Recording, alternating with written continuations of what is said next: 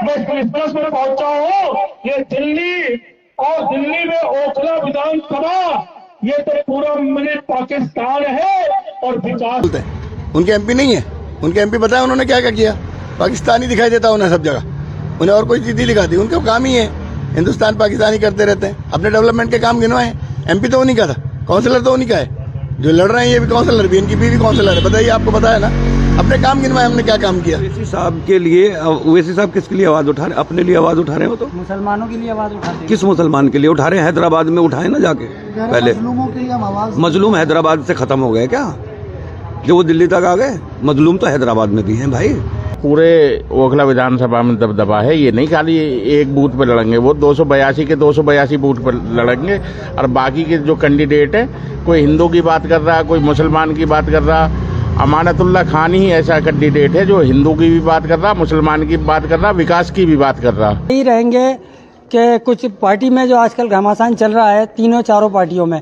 लेकिन फिलहाल ये बताइएगा कि आज आपकी कहीं सभा शायद हमें दिखाई नहीं दी, और अगर कल सभा है आपकी कोई यहाँ पर तो उसके बारे में बताइए, और कौन कौन नेता उसमें आ रहे हैं। सबसे पहले तो आज आपको कोई सभा नहीं दिखाई दी? सर आज लाइट में नहीं रही है आम आदमी पार्टी। विधायक जी ने आज 14 सभाएं की हैं, और मैं आपको बता दूं आली गांव में की है। 4 नंबर पे बहुत बड़ी सभा थी, आपको पता होगा, लाइव भी चल रहा था। यहाँ पर बाबुल मस्जिद में सभा की है, काफ़ी बहुत बड़ी सभा थी। इधर जौहरी फार्म और हाजी कॉलोनी के बीच में जो शमशाद ताऊद चौक है, वहाँ पे बहुत बड़ी सभा थी। और तकरीबन 14 प्रोग्राम्स थे उनके आज। काफ़ी बिजी रहे, और आधा घंटे के गैप पे प्रोग्राम्स रहे बहुत। कल का क्या प्रोग्राम है खालिद साहब आपका? कल भी तकरीबन 13-14 सभाएँ हैं, और ओखला विहार में भी एक अच्छी सभा है, बड़ी सभा है यहाँ पे। अमानत भाई भी आएंगे, और पार्टी के कुछ और नेता भी लोग आ रहे हैं, नेता लोग भी आ रहे हैं। और हमारे बाहर के जो मेहमान आए हुए हैं, जो हमारी पार्टी के नेता हैं, शायद वो भी आएंगे। अभी बात हुई है उन लोगों से। सब पार्टी में कौन कौन से मेंबर आएंगे, कुछ बता सकते हैं आप? हाँ, अभी कंफर्म नहीं है, अब सबका बिजी शेड्यूल चल रहा है। अभी बोला था, अभी बात हुई है, देखिए कल कौन कौन आता है। बाकी ये है कि हाँ, कुछ लोग आ रहे हैं बाहर से। अच्छा खालिद साहब, ये जो सीवर सड़कें नाली वाली बहुत होगी, अब हम चाहते हैं, आप विधानसभा अध्यक्ष हैं, कुछ नशे पर, कुछ एजुकेशन पर भी बात होनी चाहिए। नशा ओखला के अंदर इतना बढ़ चुका है, जैसे कि आज कई नेताओं ने इस पर बात करी भी है। आप कैसे देखते हैं, कैसे खत्म करेंगे अगर आप लोग जीत जाते हैं तो इस नशे को? ये बहुत बड़ी बुराई है, पूरे समाज में बहुत बड़ी बुराई है। सभी जगह आपने देखा होगा ये चीज़ें हैं, और उस पर काम करने की बहुत सख्त ज़रूरत है। एनजीओ करती हैं, लेकिन एक नेशनल लेवल पे ज़रूरत है। स्पेशली हम लोग तो ओखला की अगर बात करें, ओखला में बहुत ज़रूरत है इसकी। और मैं समझता हूँ इंशाल्लाह इसके बाद इलेक्शन निमट जाए। इलेक्शन के बाद एक तो ये इस पर नशे पे, और एक एजुकेशन में भी बहुत सख्त ज़रूरत है हम लोगों को काम करने की। स्पेशली लोगों के हालात कोरोना के बाद से, नोटबंदी के बाद से थोड़ा डिस्टर्ब हुए, तो बच्चों को प्रॉपर ना एजुकेशन देने में उन्हें दिक्कतें आती हैं। तो इंशाल्लाह उसमें भी जितनी भी मदद हो सकती है, एक एनजीओ बनाकर या डायरेक्टली ग्रुप्स बनाकर अलग अलग RWA वाइज उसको ज़रूर करेंगे, इस काम को ज़रूर करेंगे। वीडियो आई थी अभी 2 दिन पहले नूर नगर स्कूल को लेकर, कुछ थोड़ा सा लोगों ने हमसे भी कहा है कि जो आम आदमी पार्टी के कुछ लोग हैं उनसे बोलिए कि नूर नगर के स्कूल पे थोड़ा ध्यान दें, बच्चे पढ़ाई नहीं कर रहे हैं, स्कूल से बाहर घूमते रहते हैं। तो उस पर जो है कुछ सख्ती होगी या क्या होगा? देखिए, हम लोग वहाँ पर सोशल वर्कर है दिल्ली सरकार की तरफ से, MLA रिप्रेजेंटेटिव भी हैं, और हम हर थोड़े वक्फे के बाद ना ये मीटिंग्स भी लेते रहते हैं, अवेयरनेस प्रोग्राम भी चलाते हैं, पेरेंट्स की भी मीटिंग करते हैं। बाकी अगर इस तरह की कोई दिक्कतें सामने आती हैं तो उसको रेक्टिफाई भी करने की कोशिश करते हैं। लेकिन इंशाल्लाह हमारा टारगेट ये है कि इलेक्शन के बाद सबसे ज़्यादा एजुकेशन पे और नशे पे ही काम करेंगे हम लोग इसमें। और इसमें रोकथाम में ऐसा नहीं है, लेकिन इसमें क्या है, सभी लोग सपोर्ट करते हैं। ये दोनों ऐसे शोबे हैं, इधर नशे का हो या एजुकेशन का हो, कि हर आदमी खड़ा रहता है आपके साथ उसको रोकथाम करने के लिए। तो हम समझते हैं कि RWA वाइज, एरिया वाइज इसको प्लान करेंगे, प्लान करके इस पर ज़रूर काम करेंगे इंशाल्लाह। अच्छा, ये बताएंगे जैसे कि आज पूर्व विधायक आसिम मोहम्मद खान ने बहुत बड़ा इल्ज़ाम लगाया है MIM पार्टी पर कि उनको जो है फंड बीजेपी कर रही है, ये आसिम मोहम्मद खान का कहना है। तो आप कैसे देखते हैं, क्या वाकई में ऐसा हो सकता है? देखिए, फंडिंग तो है जो भी है बहरहाल, लेकिन मैं दूसरी चीज़ बताऊं कि हाँ, एक दिक्कत तो आ रही है कि हम लोग रात में लड़ियाँ लगाते हैं, रात में लड़ी लगती है, झंडे लगते हैं, सुबह में वो गायब हो जाते हैं। ये सबसे बड़ी परेशानी है कि हम लोगों की झंडियाँ, हम लोगों की लड़ियाँ, हम लोगों के बैनर्स, झंडे सुबह में उतार दिए जाते हैं, बाकी दूसरे लोगों के लगे हुए हैं। तो इसका मतलब ये है कि कहीं ना कहीं कोई मामला गलत है। दूसरी चीज़, ये सबसे बड़ी जो चीज़ है कि जब हम लोग हमारे बंदे लगाते हैं या हमारे बच्चे काम करते हैं इधर उधर, रात में कई बार ऐसा हुआ कि पुलिस उठा के ले गई। और सारी रात उनको बैठाया 2 घंटे 3 घंटे बैठाया तो बच्चे डर गए, डरने की वजह से। तो ये चीज़ें तो हैं, दिक्कत तो आ रही हैं। रात में लगाओ आप, सुबह में उतर जाती है। इधर ये ऐसा नहीं कि इधर ही, कहीं भी आप पूरे विधानसभा में 5 वार्डों में चले जाओ तो ये दिक्कतें तो हैं, दिक्कत महसूस होती है। सर आगे क्या प्लान है आप लोगों का? अगर जीतते हैं तो ओखला के लिए क्या करेंगे सर? ओखला की बेहतरी के लिए जो भी बेस्ट पॉसिबल होगा वो करेंगे, जो काम रुके हुए इंशाल्लाह वो करेंगे। ऐसा नहीं है, अभी काम चल रहा है, काफी काम है। और ये तो काम, ये तो देखिए डेवलपमेंट का काम तो ऐसा परमानेंट चलता रहता है, ऐसा तो है नहीं। आज जो सड़कें बनाई हैं कल को टूटेंगी, दोबारा बनेंगी, कोई और दिक्कत आएगी। मेंटेनेंस वर्क तो चलते ही रहता है, लेकिन उसके में सबसे ज़्यादा एजुकेशन को सख्त ज़रूरत है, हॉस्पिटल की ज़्यादा ज़रूरत है, और दूसरे जो शोबे हैं उस पर काम करेंगे इंशाल्लाह। MIM को कहाँ देख रहे हैं सर? कहीं भी नहीं देख रहे, हम तो अपनी लड़ाई लड़ रहे हैं और इंशाल्लाह हम जीतेंगे। हम अपने लिए काम कर रहे हैं, हम कहीं नहीं देख रहे, हम अपनी मेहनत कर रहे हैं और अपने में लगे हुए हैं इंशाल्लाह। हम लोग फाइट कर रहे हैं और हम इंशाल्लाह निकल के आए, बहुत अच्छे जीत के आएंगे। विधायक जी को शक्ति कपूर कहा गया, जिस तरह से MIM की तरफ से छीटाकशी की गई, उसके बारे में आप क्या कहना चाहेंगे? सलमान खान को अगर शक्ति कपूर कहेगा तो दूसरे कहने वाले बेवकूफ़ी समझेंगे। ओखला का सलमान खान है, विधायक सलमान खान है और इंशाल्लाह रहेगा। आप सलमान खान बोल रहे हैं, वो शक्ति कपूर बोल देते हैं उनको, के वैसे ही आकर उनको बोलते हैं, इम्तियाज़ जलील आकर उनको बोल रहे हैं, विधायक का नाम लेकर बोल रहे हैं उल्टा सीधा। तो मतलब आप कुछ तो कमी देखी होगी उन्होंने विधायक में जो ऐसा बोला। उनके पास जो है वो वही देंगे, उनके पास जो बोलेंगे, जो उनके मन में वही बोलेंगे। अमानतुल्लाह खान ने उनके बारे में कोई गलत नहीं बोला और इंशाल्लाह बोलेंगे भी नहीं। जिसके पास जो होता है वो वही देता है। अमानतुल्लाह खान आपको 8 तारीख को पता चल जाएगा इंशाल्लाह। सलमान खान है वो और ओखला का सलमान खान रहेगा, नंबर 1 पे आएगा इंशाल्लाह। और आपको ये भी बता दें, बैलेट नंबर भी उनका 1 ही है। अच्छा सर, एक चीज़ और, एक वीडियो और वायरल हुई है आज भाजपा की तरफ से। उसके अंदर वीडियो में दिखाया गया है कि ओखला को एक नेता जो है बीजेपी का मिनी पाकिस्तान बोल रहा है, तो उसको कैसे? बीजेपी वालों के पास पाकिस्तान, हिंदुस्तान, मुसलमान, इसके अलावा भी कुछ है कि नहीं है बोलने के लिए? तो उनके पास है नहीं डेवलपमेंट का। वो तो ये बोलेंगे हिंदुस्तान, पाकिस्तान, मुसलमान, हिंदू, ये कोई बातें हैं क्या बात करने की? इतना बड़ा नेता आने के बाद इस तरह की बातें करता है, कितनी छोटी बात है। कौन पसंद करता है ये चीज़ों? ये बहुत पीछे चले गए, इनके पास है ही नहीं बोलने के लिए। डेवलपमेंट में बोले ना, क्यों नहीं बोल रहे डेवलपमेंट में? बताए ना उन्होंने क्या किया। उनका MP नहीं था, कब से नहीं है? दूसरे के तो MP नहीं है ना, उनका MP नहीं है। बीजेपी के MP ने क्या किया बताया ना, गिनवाए आके काम। अमानतुल्लाह खान बोलता है, काम पे बोलता है, बीजेपी का क्यों नहीं बोलते? उनके MP नहीं है, उनके MP बताया उन्होंने क्या क्या किया। पाकिस्तान ही दिखाई देता उन्हें सब जगह, उन्हें और कोई चीज़ नहीं दिखाती। उनका काम ही है हिंदुस्तान पाकिस्तान ही करते रहते हैं। अपने डेवलपमेंट के काम गिनवाए। MP तो उन्हीं का था, काउंसलर तो उन्हीं का है, जो लड़ रहे हैं ये भी काउंसलर भी, इनकी बीवी काउंसलर है। बताइए, आपको पता है ना, अपने काम गिनवाए हमने क्या काम किया। ये बेकार की बातें हैं और सब ये सभ्य समाज इन्हें एक्सेप्ट नहीं करता। ये बेवकूफ़ी की बातें हैं। कोई पढ़ा लिखा समाज इनको पसंद नहीं करता जो ये बातें बोलते हैं। ऐसा कहकर मुसलमानों को डराया जाता है, क्या कह जाता है? क्यों डरेगा मुसलमान? क्यों डरेगा? इन चीज़ों से डरने वाला है मुसलमान। मिनी पाकिस्तान कह दिया तो बन गया। पाकिस्तान से क्या लेना देना हमारा? क्यों लगाते हैं पाकिस्तान के लिए? मुसलमान पाकिस्तान में रहते हैं, 54 मुल्क के दूसरे देश का नाम लेते हैं। ये इनके पास कुछ नहीं है। इन्होंने हिंदू मुसलमान में बांट दिया, लोगों को देश का नुकसान कर दिया, बर्बाद कर दिया इन्होंने। ये बेवकूफ़ी की चीज़ है, बोलना भी नहीं चाहिए, बल्कि ऐसे आदमी के ऊपर तो FIR होनी चाहिए। 54 देश है, उन्हें पाकिस्तान ही याद रहता, 53 देश और याद नहीं रहते, दूसरे नाम का लेते तीसरे का, बस पाकिस्तान ही दिखाई देता है इनको। ये गलत है इनके लिए बिल्कुल। मंच पर इस तरह से भड़काऊ भाषण का मतलब क्या है? हिंदुओं की वोट एकता करना है, क्या मकसद है इनका? उनके पास कुछ बोलने के लिए नहीं है भाई, उनके पास डेवलपमेंट पे काम करने के लिए नहीं। क्या बोलेंगे वो? उनके पास और कुछ है ही नहीं, यही है हर जगह यही। आप देखिए ना, अब फिर कल को एक और नेता आ रहा है, सुना मैंने, वो भी यही बोलेंगे। और कुछ बोलने के लिए इनके पास है ही नहीं। तो इसमें क्या कहा जाए? इसमें तो इनके खिलाफ एक्शन होना चाहिए, FIR होनी चाहिए इनके खिलाफ। इलेक्शन कमीशन को इनके अगेंस्ट में सोमोटो लेना चाहिए। ये चीज़ गलत है। अच्छा, एक चीज़ और खालिद साहब, आज जो सभा हुई है, कांग्रेस पार्टी की भी सभा हुई है, उसमें अरीबा खान ने भी बोला है कि मतलब विधायक अमानतुल्लाह अपने काम तो बताते नहीं हैं, क्योंकि किए नहीं है उन्होंने। वो सिर्फ बीजेपी का डर दिखाकर लोगों से वोट हासिल करना चाह रहे हैं। अमानतुल्लाह खान जो है कि पहले कहते थे कि शेर आया, लेकिन अब ऐसा कुछ भी नहीं है और बीजेपी का डर दिखा रहे हैं। अरीबा खान भी काउंसलर हैं, अपना काम तो गिना दें। आ जाए डिबेट में, आ जाए मेरे साथ, आ जाए। मेरे अमानत को तो छोड़ दीजिए। अमानत की तो इतनी लंबी लिस्ट है कि थक जाएंगे आप सुनते सुनते। अरीबा खान गिना देना कितनी दिन झाड़ू लगाई है। आप अभी जो खड़े हैं ओखला बिहार में खड़े हैं, ओखला बिहार के लोगों से आप सर्वे कर लीजिए कितने दिन आती हैं यहाँ पे। जिस दिन जब झाड़ू लगती है ना, ये जब कूड़ा उठाने के लिए आते हैं ट्रक, तो यहाँ पे माहौल होता है ईद वाला, मैसेज चलते हैं कि आज कूड़ा उठ रहा है, जबकि ये डेली रूटीन है। अरीबा खान अपना तो बता दें, अमानतुल्लाह खान का क्या पूछेंगे? काम की नहीं सर, वो कह रही हैं कि आप बीजेपी का डर दिखा के वोट हासिल कर रहे हैं। बीजेपी का डर कौन दिखा रहा है बताइए ना? क्या अमानत साहब कहते हैं कि बीजेपी आ जाएगी वरना मुझे वोट दो, ऐसा नहीं, गलत।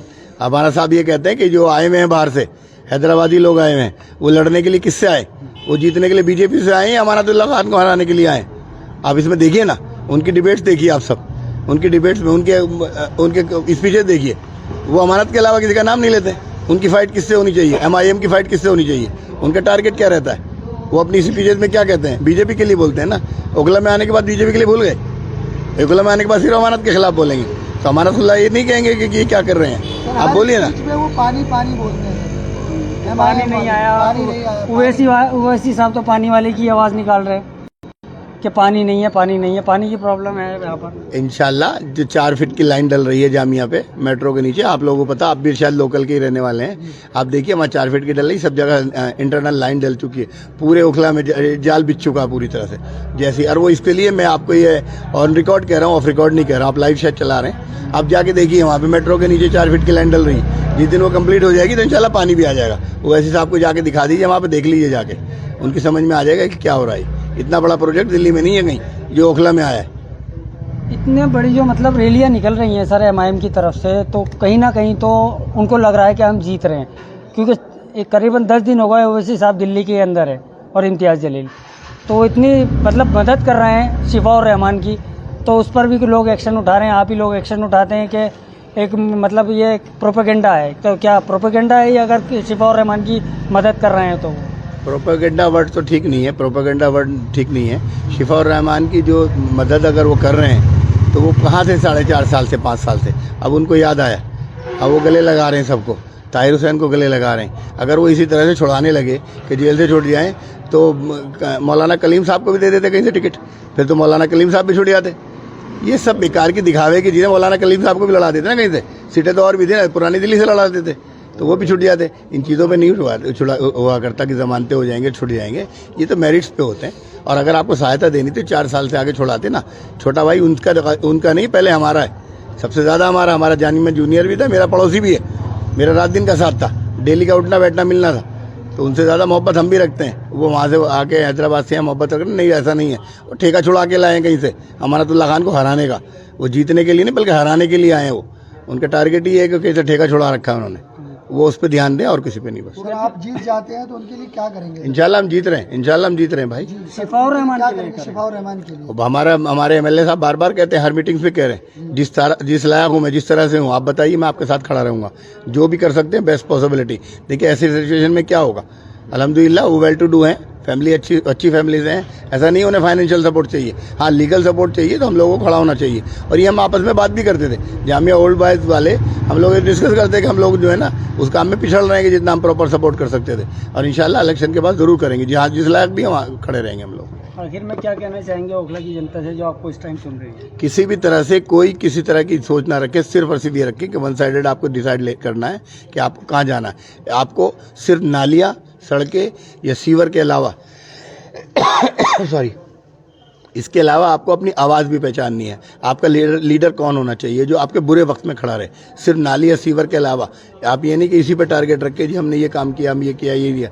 मैं ये कहता हूँ आपकी आवाज़ कौन बनेगा। आज तक आपकी आवाज़ कौन बना? अपनी आवाज़ को वोट डालिए, अपनी आवाज़ बनाने के लिए वोट डालिए। जो आपकी आज तक आवाज़ बनता रहा तो उसके लिए आप और उसको आवाज़ को बुलंद करने के लिए, उसके हाथ मजबूत करने के लिए आपको उसके साथ खड़ा होना पड़ेगा, उसके साथ खड़ा होना चाहिए।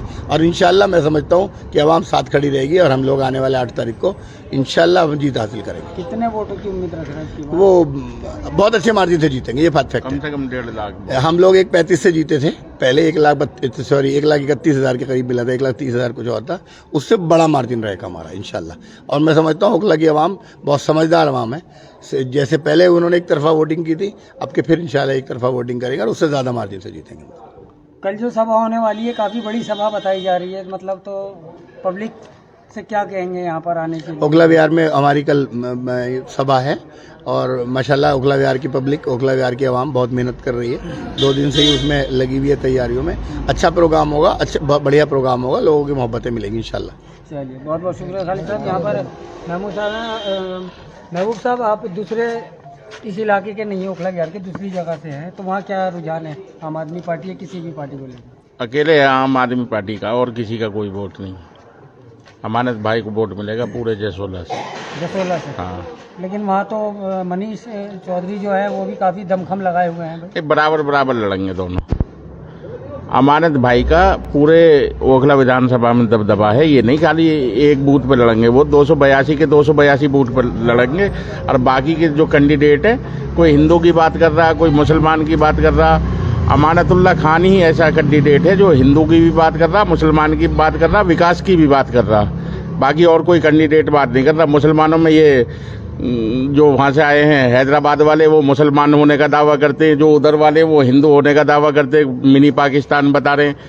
अमानतुल्लाह खान दोनों तरफ जा रहा, दोनों तरफ से वोट मिलेगा और इंशाल्लाह जीत अमानतुल्लाह खान की होगी। आप समझते हैं जीत जी। होगी अब की बार? जी बताइए। जीत होगी अब की बार? इंशाअल्लाह। तीसरी बार हैट्रिक लगेगी? हैट्रिक लग चुकी है, सिर्फ रिजल्ट आना बाकी है। इस चीज़ से कॉन्फिडेंस आप लोग इतने? कॉन्फिडेंस, हमने काम किया, हमने कोई मिनी पाकिस्तान की बात ही नहीं करी, हमने तो सिर्फ इंडिया की बात करी। इंडिया के रहने वाले हैं, इंडिया की बात करते हैं। अमानत भाई भी इंडिया की बात करते हैं, ना हिंदू मुसलमान की कोई बात करता है कि इंडियन है, इंडियन रहेंगे, और हिंदू मुस्लिम सिख ईसाई और मिल के रहेंगे। और जावेद साहब क्या दिल दुखता है इस तरीके के बयान जो आते हैं? देखिए, बड़े अफसोस की बात है कि आपस में इस तरह की बयानबाजी जो है ये कोई अच्छी चीज़ नहीं है। आप इलेक्शन को जो है एक कंपटीशन की तरह लीजिए। आप उसमें जो है आप बिल्कुल ही मतलब धर्म को डालना और ये सब इस तरह की बातें करना, पाकिस्तान, हिंदुस्तान, फलाना ढिमाका, ये सब चीज़ें नहीं होनी चाहिए। ये हमारा मयार नहीं है। ये बातें जब दूसरे देश सुनते हैं, इस तरह की स्पीचेस दूसरे लोग सुनते हैं, तो उससे हमारे इंडिया की जो पोजीशन है वो बहुत डाउन हो जाती है। ये हमारे लिए शर्म की बात बन जाती है।